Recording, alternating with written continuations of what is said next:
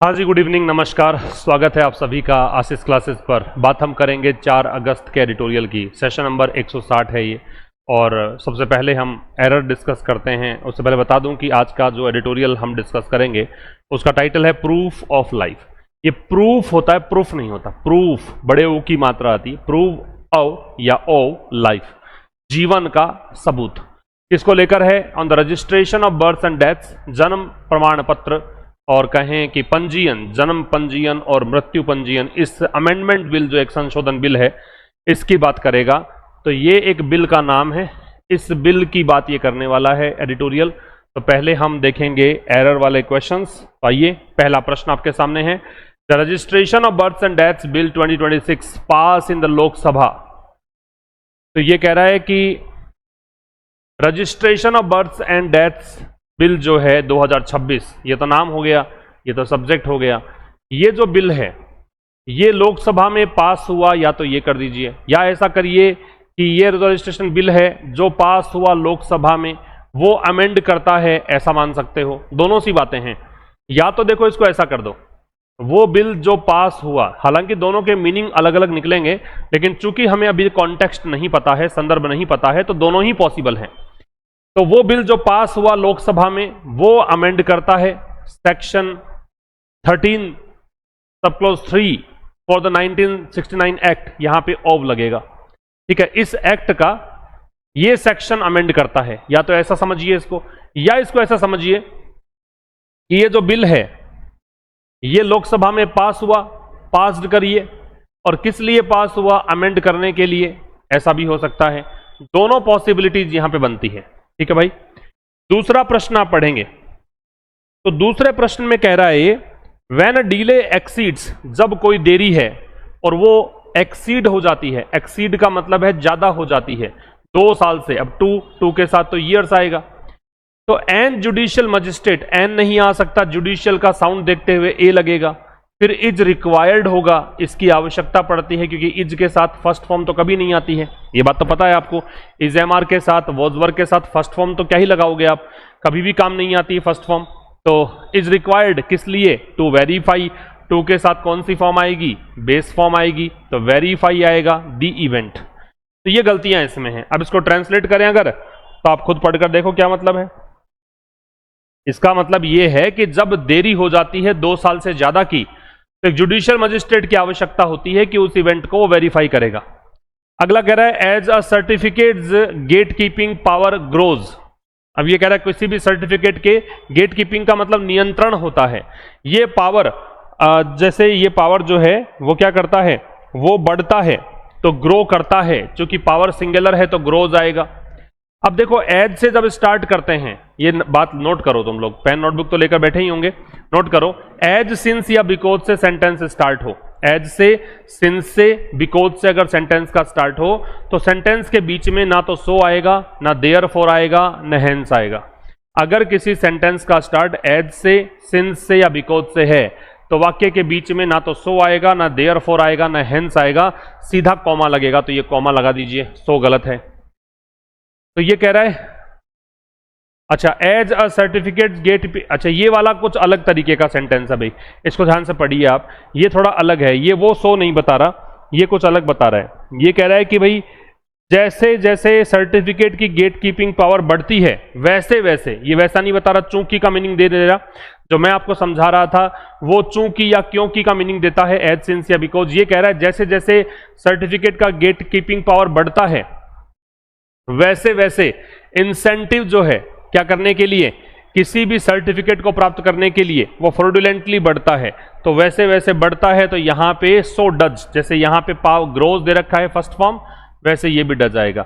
अच्छा, सो से स्टार्ट होने पर इन्वर्जन लगता है। इन्वर्जन का मतलब है क्रिया कर्ता से पहले आती है, तो कर्ता इसका इंसेंटिव है।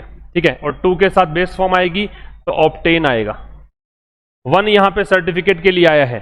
फ्रॉडुलेंटली जो है वो आपका, इसका मतलब क्या है, फ्रॉडुलेंटली जालसाजी से। ठीक, तो does the incentive to obtain 1 fraudulent. Moving more contentious cases into court. अब मूविंग 1 मोर कंटेंशियस, कंटेंशियस का मतलब लिख लो कंट्रोवर्शियल या डिस्प्यूटेबल। कंटेंशियस का मतलब है विवादास्पद। इसको आप डिस्प्यूटेबल भी कह सकते हैं और इसको आप कंट्रोवर्शियल भी कह सकते हैं। तो ज्यादा विवादास्पद जो केसेस हैं उनको आप कोर्ट में लेकर जाओ तो ये क्या करता है, ये जो प्रोसेस है मूविंग, यहाँ पे जेरेंड है, इसकी वर्ब चाहिए आपको, और जेरेंड की वर्ब मैंने काफी बार चर्चा की है कि एक वचन लगती है, एक वचन है, तो यहां क्या आएगा, इंसुलेट्स। तो ये इंसुलेट करता है किस चीज को, एडमिनिस्ट्रेशन बिटवीन एक्यूजेशंस। तो ये इंसुलेट करता है, इंसुलेंट का मतलब बचाता है, किसको बचाता है, एडमिनिस्ट्रेशन को किससे बचाता है, बचाने के लिए फ्रॉम लगता है, जैसे प्रोटेक्ट में फ्रॉम लगता है वैसे ही इंसुलेट में फ्रॉम लगता है, फ्रॉम एक्यूजेशंस, आरोपों से। फिर समझ लो, ज्यादा कंटेंशियस केसेस को कोर्ट में लेके जाओ अगर, तो ये प्रशासन को बचाता है, किससे, एक्यूजेशन से, आरोपों से। Judicial scrutiny place the decisions eight arms length. Arms length जो होती है उसका मतलब होता है दूरी पर होना। तो एक तो जुडिशियल स्क्रूटिनी मतलब न्यायिक जांच जो है वो, इसकी वर्ब आएगी प्लेसेस, वो प्लेस करती है डिसीजन को कुछ दूरी पर, arms length, at arms length मतलब डिस्टेंस मेंटेन करना। But erroneous decision, erroneous decision का मतलब होता है गलत निर्णय, इरोनियस का मतलब होता है फॉल्टी। इरोनियस जो शब्द है इसका मतलब है फॉल्टी, नोट कर लीजिए। लेकिन इरोनियस डिसीजन जो है वो क्या कर सकता है, वो प्रूव कर सकता है, कुड मॉडल है, मॉडल के साथ बेस फॉर्म, वो प्रूव कर सकता है, प्रूव हो सकता है डिफिकल्ट, और डिफिकल्ट किसके लिए, टू रेक्टिफाई। रेक्टिफाई का मतलब होता है सही करना किसी चीज को। तो जुडिशियल स्क्रूटिनी जो है, न्यायिक जांच जो है, वो निर्णय को आर्म्स लेंथ पे रखती है, लेकिन इरोनियस डिसीजन जो है वो सिद्ध हो सकता है मुश्किल, कि मुश्किल इसलिए कि उसको आप ठीक करो, उस डिसीजन को, गलत डिसीजन को ठीक करना थोड़ा मुश्किल हो सकता है, ये कहना चाह रहा है। ठीक है, अब आइए स्टार्ट करते हैं आज का सेशन। सबसे पहले तो मैं इस बैच की सूचना आपको दे दूं, टीम एक्सपर्ट नाम से एक एप्लीकेशन है अपना, उसको आप डाउनलोड करके रखिए। टीम एक्सपर्ट नाम याद रख लीजिए, टीम एक्सपर्ट के नाम से ये एप्लीकेशन है, प्ले स्टोर पे मिल जाएगा, iOS यूजर्स के लिए भी अवेलेबल है, और इसमें एसएससी का पूरा कोर्स 1999 में उपलब्ध है। रिकॉर्डेड बैच ये रहेगा, हमने वीडियोस अपलोड करने शुरू कर दिए हैं, काफ़ी सारे जीके, जीएस और मैथमेटिक्स के वीडियोस अपलोड हो चुके हैं, मैं भी आजकल में क्लासेस स्टार्ट कर दूंगा। आपके पास only English, only maths, maths plus English, ऐसे कुछ कॉम्बिनेशंस भी हैं, ये भी अवेलेबल हैं, आप चाहें तो ये वाले भी ले सकते हैं। तो 1999 केवल 2000 रुपए में ये कोर्स अवेलेबल है शॉर्ट टाइम के लिए। उसके बाद ये जो है हमारी फीस ये बढ़ा दी जाएगी। तो अभी आपके लिए गोल्डन अपॉर्चुनिटी है कि आप समय रहते इस बैच को, टीम एक्सपर्ट नाम से जो एप्लीकेशन है वहां से इस बैच को आप प्राप्त कर सकते हैं। ठीक है भाई, आइए स्टार्ट करें आज के सेशन को। सबसे पहले फ्रेमवर्क जो शब्द है इसका मतलब है स्ट्रक्चर या सिस्टम। फ्रेमवर्क जो शब्द है इसका मतलब है ढांचा, स्ट्रक्चर या सिस्टम। एक्सीड का मतलब है पार करना या से ज्यादा होना, सरपास या आउटस्ट्रिप, वेरीफाई का सत्यापित करना, कंफर्म या ऑथेंटिकेट, रेंडर का बना देना, मेड या प्रोवाइडेड, प्रिंसिपल का मुख्य। पहले आप खुद पढ़िए इसको।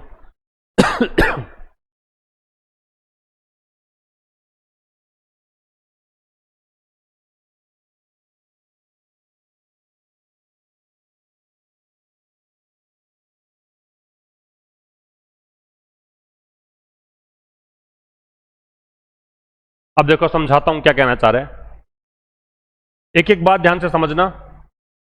The registration of births and deaths amendment bill 2026, registration जो है, पंजीयन जो है, इस ये जो पंजीयन बिल है डेथ्स और बर्थ से संबंधित, passed in the Lok Sabha, Lok Sabha से पहले दे लगेगा भाई, लोकसभा में जो पारित हुआ, अमेंड, वो अमेंड करता है सेक्शन 13(3) ऑफ द 1969 एक्ट। ये जो एक्ट है इसके इस सेक्शन को संशोधित करता है। बड़ा ही आसान सा सेंटेंस है। लोकसभा में एक बिल पास किया गया है, registration of births and deaths bill 2026। ये जो बिल है जो पास हुआ लोकसभा में, ये अमेंड करता है, संशोधित करता है इस एक्ट की इस धारा को। सीधी सी बात है, लोकसभा से पहले दे लगता है, ये काम की बात है। कोई भी बिल है या एक्ट है उससे पहले दे लगता है, ये काम की बात है। ठीक है, अगला, इन दी अपडेटेड फ्रेमवर्क, ये जो नई फ्रेमवर्क, अब चूंकि संशोधित हो गया तो नया बन गया, तो ये जो फ्रेमवर्क है, अपडेटेड है, अपडेटेड एडजेक्टिव है, यहां पे पास्ट पार्टिसिपल है क्योंकि थर्ड फॉर्म है। तो इस अपडेटेड फ्रेमवर्क में, इस अपडेटेड सिस्टम में registration delayed for up to 2 years, वो रजिस्ट्रेशंस जिनमें देरी हुई है कितने साल तक की, 2 सालों तक की, स्टिल का मतलब होता है इवन नाउ, उसके लिए अभी भी जरूरत है a district, a subdivisional और an authorised executive magistrates order, इन सब की जरूरत है। एक जिला स्तरीय, एक सब डिविजनल और एक ऑथराइज्ड एग्जीक्यूटिव मजिस्ट्रेट के ऑर्डर की जरूरत है। But when the delay exceeds, लेकिन जब डिले एक्सीड हो जाती है, देरी 2 साल से ज्यादा की हो जाती है, ये एक्सीड का ऑब्जेक्ट है भाई, ठीक है। A judicial magistrate is required, तो उसमें एक जुडिशियल मजिस्ट्रेट जो है उसकी जरूरत पड़ती है। टू वेरीफाई, किस लिए जरूरत पड़ती है, टू के साथ बेस फॉर्म है, वो बताता है पर्पस। टू के साथ बेस फॉर्म क्या बताता है, पर्पस, उद्देश्य। किस लिए जरूरत पड़ती है, वेरीफाई करने के लिए उस घटनाक्रम को और एक आदेश पारित करने के लिए। यहां फुल स्टॉप आ गया, हम रुकेंगे यहां पे, फिर समझिए क्या कह रहा है। In the updated framework, updated framework में, अपडेटेड फ्रेमवर्क का मतलब क्या होता है, वो फ्रेमवर्क जो अपडेट की गई है, वो फ्रेमवर्क जो अद्यतन हुई है, अपडेट हुई है, अपग्रेड हुई है, मतलब वो जो सिस्टम है उसमें रजिस्ट्रेशंस जिनकी 2 साल तक की देरी अगर मान लो हुई है, उसके लिए अभी भी एक डिस्ट्रिक्ट, एक सब डिविजनल और एक ऑथराइज्ड एग्जीक्यूटिव मजिस्ट्रेट के ऑर्डर की जरूरत है। लेकिन यदि देरी हो जाती है पंजीयन कराने में 2 साल से ज्यादा की, तो एक जुडिशियल मजिस्ट्रेट की जरूरत पड़ती है कि उस घटनाक्रम को, जन्म को और मृत्यु को प्रमाणित करने के लिए और एक ऑर्डर पास करने के लिए। द 2023 अमेंडमेंट रेंडर्ड, जो 2023 का अमेंडमेंट था, अमेंडमेंट का मतलब चेंज होता है, संशोधन होता है, ये सब्जेक्ट।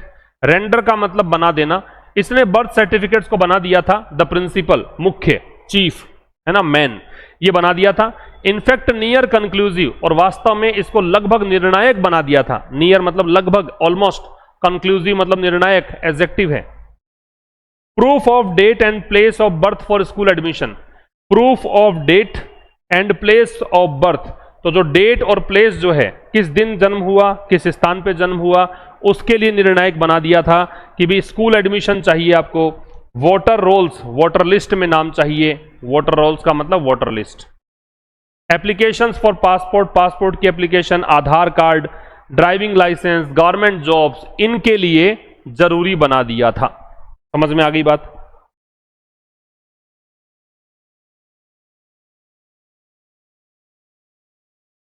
समझ में आ गई बात? फिर देख लो, 2023 का जो संशोधन हुआ था उसने बर्थ सर्टिफिकेट को मुख्य और निर्णायक बना दिया था, ठीक है। क्या? Proof of date and place of birth, मतलब ये एक ऐसी चीज जो इसका डेट और बर्थ का जो प्लेस है उसको अंतिम मान लिया था। किसके लिए? स्कूल एडमिशन के लिए, वोटर लिस्ट में नाम के लिए, पासपोर्ट के लिए अगर एप्लीकेशन देनी है, आधार देना है, ड्राइविंग लाइसेंस है, गवर्नमेंट जॉब्स हैं, इसके लिए इसको मुख्य मान लिया था। बात समझ में आ गई कि आपको? कोई दिक्कत नहीं है इसमें। 2023 का amendment, subject render verb, birth certificates object, और दी प्रिंसिपल जो है वो ऑब्जेक्ट कॉम्प्लीमेंट है। क्या बना दिया था? और प्रिंसिपल की 2 स्पेलिंग होती हैं, एक प्रिंसिपल की स्पेलिंग ये भी होती है, इसका मतलब सिद्धांत होता है, जिसमें PLE दे रखा है वो सिद्धांत है और PAL है वो मुख्य है, तो इसको मुख्य बना दिया था, बर्थ सर्टिफिकेट को मुख्य बना दिया था। In fact near conclusive, proof of date and place of birth, और इनफैक्ट मतलब होता है इन रियलिटी, ये एक फ्रेज है वास्तव में।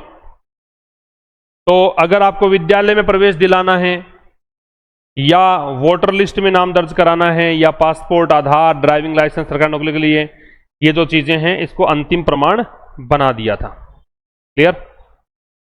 अब इसमें क्या चीजें काम की है वो देखिए। एक तो मैंने आपसे कहा कि लोकसभा और राज्यसभा से पहले दय लगेगा, लोकसभा और राज्यसभा इससे पहले दय का प्रयोग करेंगे।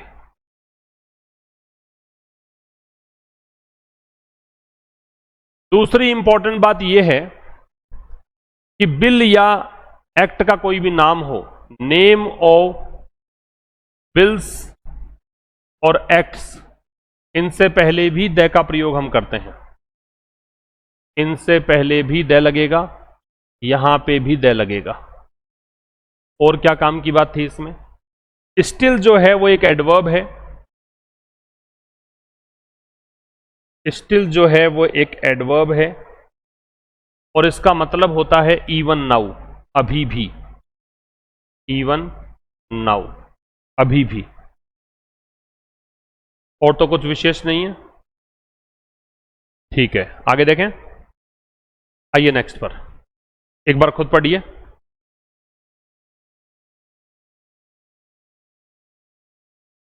तो पहले डिफिकल्ट वर्ड्स देखेंगे। तो पहला वर्ड है डेटाबेस। डेटाबेस का मतलब आंकड़े हैं। दूसरा है गेट कीपिंग, मॉनिटरिंग या कंट्रोलिंग या नियंत्रण या पहरेदारी है। इंसेंटिव का प्रोत्साहन है। मोटिवेशन या स्टिमुलस। फ्रॉडुलेंटली, धोखे से, डिसीटफुली या डिसऑनेस्टली। क्रैकडाउन का कड़ी कार्यवाही है। सप्रेशन या रिप्रेशन। देखो, इट ऑल्सो अलाउड, ये 2023 के संशोधन की बात ही कर रहा है, उसके लिए इट आ रहा है। इसने अलाउ किया। ऑल्सो एडवर्ब है, ये सब्जेक्ट हो गया था इट, और ये एडवर्ब है। इसका प्रयोग हम मैन वर्ब से पहले करते हैं। इसने सेंटर और स्टेट्स को, सेंटर से पहले दे लगेगा, अलाउ कर दिया था टू क्रिएट डिजिटल डेटाबेसेस, कि आप डिजिटल डेटाबेस बना सकते हैं, डिजिटल आप चीजों को संग्रहित कर सकते हैं, आंकड़ों को। एंड रिक्वायर्ड देम, और उनसे ये चाहा गया था, उनके लिए जरूरी बना दिया था। देम किसके लिए आ रहा है? सेंटर और स्टेट्स के लिए। टू शेयर डेटा, की वो डेटा शेयर करेंगे। शेयर किसके साथ? रजिस्ट्रार जनरल के साथ।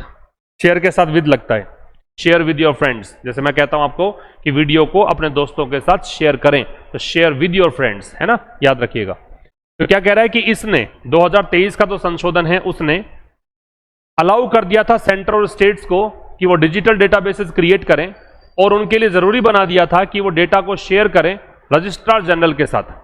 As the certificates gate keeping power grew, जैसे जैसे सर्टिफिकेट का गेट कीपिंग पावर, अब देखो अपने जो एरर वाला सेगमेंट किया था उसमें मैंने ग्रोज माना था, तो मैंने यहां पे डज किया था। अब ये पास्ट है तो इसको पास्ट किया है। तो जैसे जैसे सर्टिफिकेट का gate keeping power, gate keeping power मतलब नियंत्रण शक्ति या मॉनिटरिंग पावर बढ़ी, ये सब्जेक्ट, ये वर्ब, और अपोस्ट्रोफी है तो जेनिटिव केस। तो जैसे जैसे सर्टिफिकेट की गेट कीपिंग पावर बढ़ी वैसे वैसे, अब ये सो जो है वो कंजंक्शन है, और इससे स्टार्ट करोगे तो इन्वर्जन लगता है ना। हालांकि यहां पे सो जो है वो एडवर्ब के रूप में है, इस एडवर्ब से स्टार्ट किया है इसने, तो सो से स्टार्ट किया तो इन्वर्जन लगेगा, क्रिया पहले आएगी, कर्ता बाद में आएगा।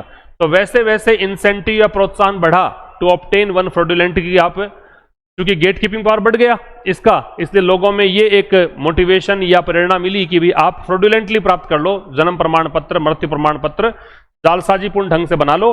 और इसी कारण से ऐसा हुआ। लीडिंग टू, लीड टू का मतलब होता है गिविंग राइज टू, क्योंकि आईएनजी है तो मैं आईएनजी में ही इसको बता रहा हूं, गिविंग राइज टू। और इसी के कारण 2026 का यह संशोधन जो है वो अस्तित्व में आया। 2023 के में जो बता रखा था संशोधन, उसके बाद ये संशोधन आया। तो जैसे जैसे सर्टिफिकेट का गेट कीपिंग पावर बढ़ा, ग्रो की सेकेंड फॉर्म ग्रू है, वैसे वैसे इंसेंटिव बढ़ा, मोटिवेशन बढ़ा कि आप, कोई भी व्यक्ति जो है इस, ये वन जो है उस सर्टिफिकेट के लिए आ रहा है उसको वो प्राप्त करेगा जालसाजीपूर्ण तरीके से, लीडिंग टू द 2026 अमेंडमेंट। इस कारण से 2026 का जो ये अमेंडमेंट है वो अस्तित्व में आया। हाउ एवर कंजंक्टिव एडवर्ब है। मैं इसको कंजंक्टिव एडवर्ब इसलिए बोलता हूं क्योंकि ये कंजंक्शन भी है, एडवर्ब भी है, और विरोधाभासी वाक्यों के लिए काम में आता है। मतलब पहले जो सेंटेंस दे रखा है उससे बिल्कुल हटकर अगर बात करोगे आप, तब ये यूज किया जाता है। समझ में आ गई बात? तो ये क्या कह रहा है? How ever the bills passage, फिर भी जो बिल का रास्ता है, पैसेज का मतलब रास्ता, जो ये बिल पास हुआ इसका जो रास्ता है, लैग्ड, इसमें कमी थी, ये सब्जेक्ट, ये वर्ब।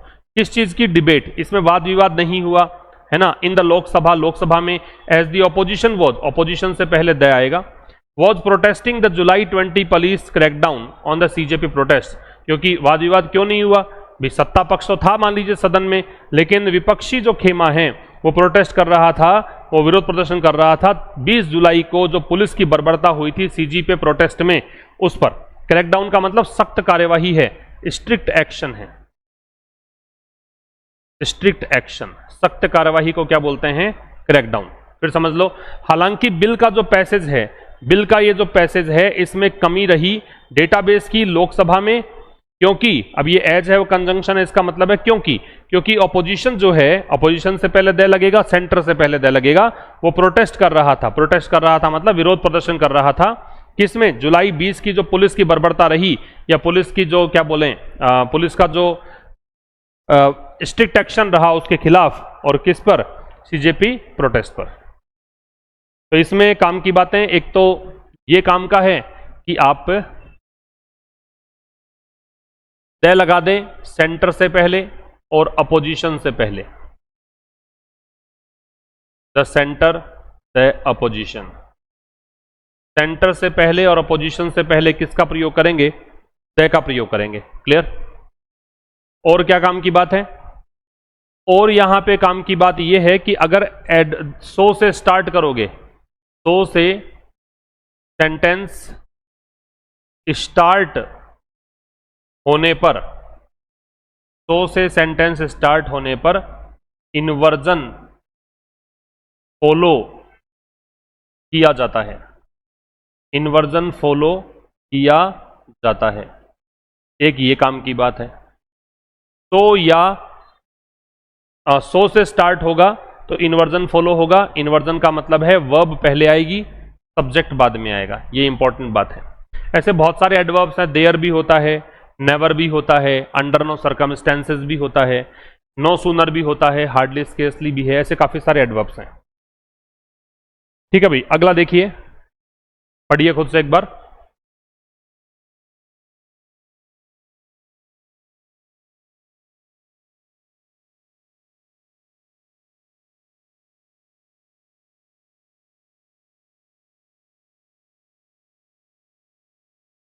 कंटेंशियस का मतलब विवादास्पद है, कंट्रोवर्शियल है, डिबेटेबल है। इंसुलेट का प्रोटेक्ट करना या शील्ड करना है, सुरक्षित रखना, अलग करना। आर्बिट्रेरीली का मतलब है मनमाने ढंग से, रैंडमली या सब्जेक्टिवली। स्क्रूटिनी का जांच है, इंस्पेक्शन या एग्जामिनेशन। इरोनियस का गलत या अशुद्ध है, इनकरेक्ट या फ्लॉड। इसी फ्लॉ से बनता है फ्लॉलेस परफॉर्मेंस। सुना होगा आपने, परफेक्ट जो होता है वो फ्लॉलेस होता है, और अगर इम्परफेक्ट है, परफेक्ट नहीं है, कुछ गलतियां हैं, त्रुटियां हैं, तो उसको बोलते हैं फ्लॉड। अब देखिए, since identity documents have also become more politically sensitive. चूंकि सिंस यहां कंजंक्शन है, सिंस प्रेपोजिशन भी होता है। प्रेपोजिशन हो तो उसका मतलब होता है इस टाइम से लेकर, है ना, इस समय से। और सिंस कंजंक्शन होता है तो इसका मतलब होता है क्योंकि या चूंकि। तो चूंकि जो आइडेंटिटी डॉक्यूमेंट्स है, जो पहचान संबंधी दस्तावेज हैं, हैव ऑल्सो बिकम, ये हेल्पिंग वर्ब, ये मैन वर्ब। ये ऑल्सो जो है वो मैन वर्ब से पहले आ गया, क्योंकि पहचान संबंधी दस्तावेज जो हैं वो ज्यादा पॉलिटिकली सेंसिटिव हो चुके हैं। पॉलिटिकली सेंसिटिव का मतलब है राजनीतिक रूप से संवेदनशील हो चुके हैं।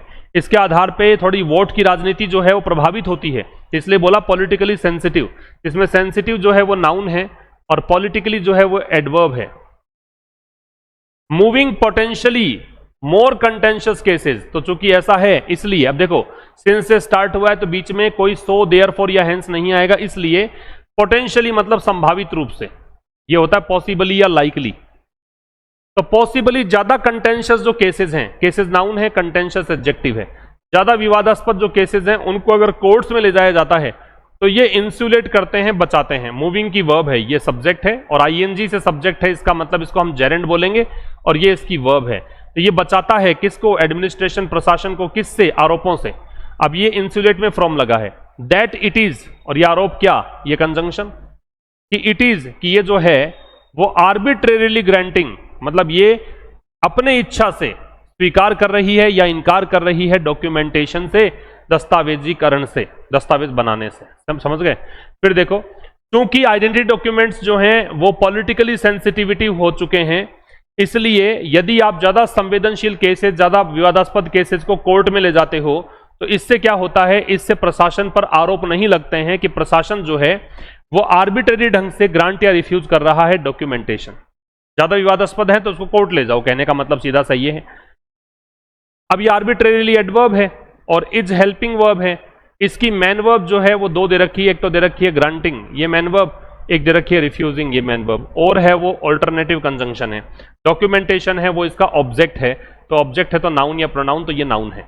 But while judicial scrutiny places the decision at arms length, from the executive. Executive का मतलब कार्यपालिका होता है, काम की बात है, चाहे कार्यपालिका हो, चाहे न्यायपालिका हो, चाहे लेजिस्लेचर हो, इन तीनों से पहले हम द का प्रयोग करते हैं।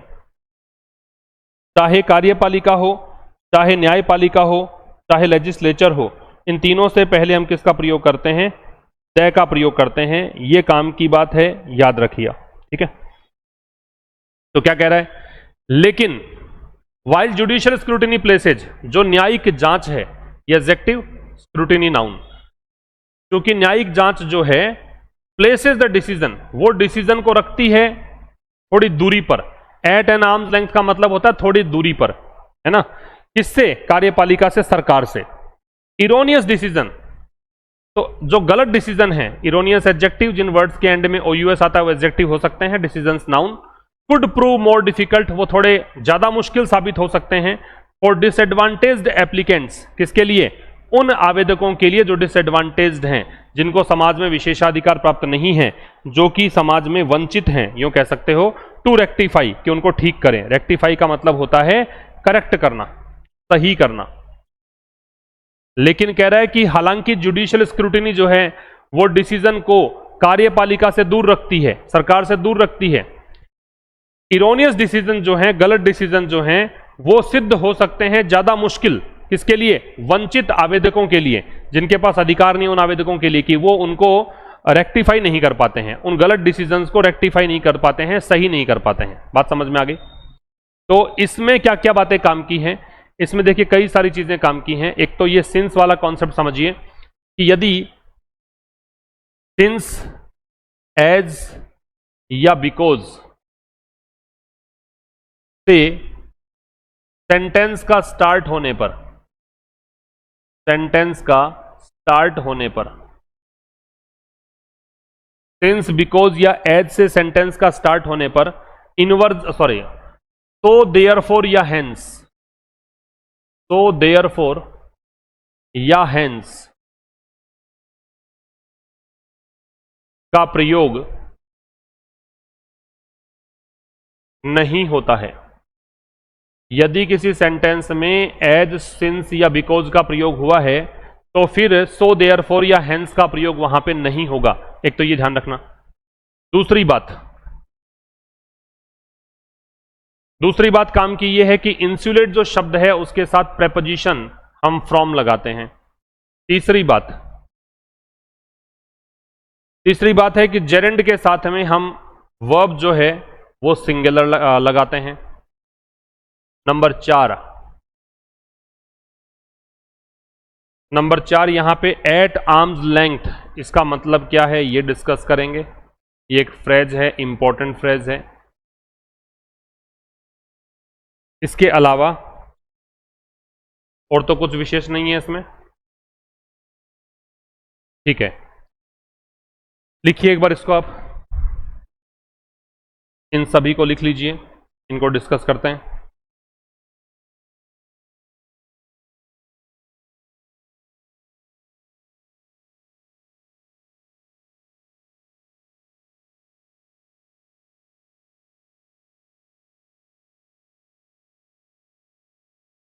अब देखो क्या क्या मतलब है इसका। इंसुलेंट का मतलब है प्रोटेक्ट करना, इसमें फ्रॉम लगा दीजिए। जेरेंड है, इसके साथ में वर्ब कैसी आएगी? सिंगुलर आएगी। और एट आर्म्स लेंथ का मतलब होता है टू कीप समवन और समथिंग, टू कीप समवन और समथिंग, और लगा लेना इसमें। At a distance, to keep someone और समथिंग एट डिस्टेंस, किसी को या किसी वस्तु को दूरी पर रखना, उचित दूरी बना के रखना। ठीक है, अब देखो साहब, ये मैच द कॉलम वाला एक्सरसाइज देखिए। पहला, कंटेंशियस का विवादास्पद होता है। विवादास्पद कौन सा है इसमें से? फ्लॉड, इनकरेक्ट, ये तो नहीं। तो डन रैंडमली विदाउट रीजन और system, likely to cause an argument controversial, ये आ जाएगा सी। इंसेंटिव का a motivation, increment to do something. Arbitrarily, जानबूझकर किया हुआ। केयरफुल, डिटेल एग्जामिनेशन, नहीं। तो डन रैंडमली। स्क्रूटिनी का ये हो जाएगा। और इरोनियस का जो गलत है, अब हम बात करें आज के क्वेश्चंस की। पहला प्रश्न क्या है, कंटेंशियस का सही यूज कहां किया गया है। कंटेंशियस जो शब्द है इसका मतलब विवादास्पद है। विवादास्पद है तो देखिए क्या आएगा, the peaceful monk lived a highly contentious life in the mountains, the new tax policy become a contentious issue. जो नई टैक्स पॉलिसी है वो विवादास्पद मुद्दा बन गई अमंग द वर्किंग क्लास के बीच। अगला है the committee was accused of acting, committee पर आरोप था कि वो काम कर रही थी इस तरीके से। कैसे काम कर रही थी committee, the committee was accused of acting. अब एक्यूज्ड है इसका मतलब नेगेटिव आएगा, तो लॉजिकली तो पॉजिटिव वर्ड है, ये तो काट सकते हैं आप। स्विफ्टली तेजी से काम कर रही थी, ये भी नेगेटिव नहीं है। ये दो आ सकते हैं, फ्रॉडुलेंटली काम कर रही थी, leading to several principal decisions that hurt innocent applicants, और इस कारण से कई सारे ऐसे निर्णय हुए जिसने कि हानि पहुंचाई, हर्ट किया इनोसेंट एप्लीकेंट्स को। तो प्रिंसिपल डिसीजंस तो नहीं हो सकते, ये आ जाएगा, मनमाने ढंग से काम कर रही थी। नेक्स्ट कह रहा है based on the editorial what is the most appropriate antonym for the word scrutiny. Scrutiny जांच को बोलते हैं, तो इंस्पेक्शन, एग्जामिनेशन, वेरिफिकेशन तो सिनोनिम है। नेग्लिजेंस आ जाएगा, लापरवाही। अगला क्या कह रहा है, नेक्स्ट कह रहा है according to the 2026 amendment what is the required protocol if a birth registration is delayed by 3 years।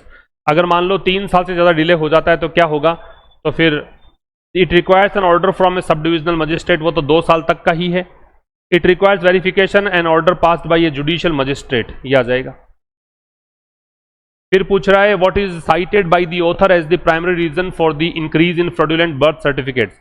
मतलब आजकल नकली, जाली जो ये सर्टिफिकेट बनने लग गए, उसका कारण क्या बताया, क्या लैक ऑफ डिबेट है, द पुलिस क्रैकडाउन है, the growing gate keeping power है, क्योंकि ज्यादा नियंत्रण शक्ति बढ़ गई है इस कारण से।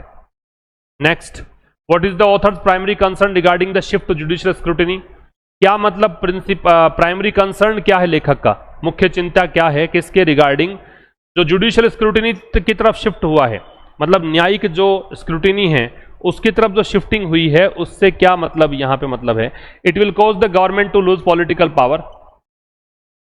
Judicial magistrate do not have the expertise to verify birth rate, ये नहीं होगा। It successfully eliminates all fraudulent activities.